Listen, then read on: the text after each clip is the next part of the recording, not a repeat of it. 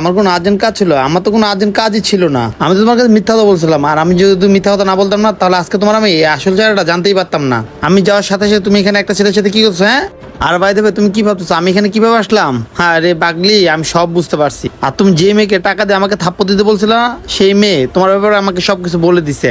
বুঝতে পারছো তুমি? এ মেয়ে দাঁড়াও। জি ম্যাডাম। তুই আমার জন্য একটা কাজ করতে পারবি? কি কাজ?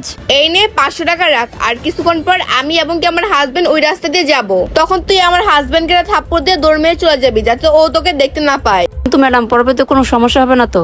আরে না, কোনো প্রবলেম হবে না। আর তুই মেয়ে মানুষ না, তোকে তো কেউ ধরতেই পারবে না। 500 টাকা দিছি না, এখন যা। ঠিক আছে ম্যাডাম, কিন্তু পরবর্তীতে আপনি আমাকে আবার ফাঁসাই দিয়েন না। আরে না, তোকে আমি ফাঁসাবো না, তুই তো আমার উপকারী করছিস, যা। কি তার মানে নন সবকিছু আগে থেকে জানতো? এই ঘটনা ঘটলো, আর তুমি মেয়েটাকে কেন টাকা দিছো, কি কারণে টাকা দিছো আমি তখন বুঝতে পারি না, কিন্তু এখন আমি বুঝতে পারছি এখানে আসার পর। আর তুমি এই ছেলের সাথে কি করতে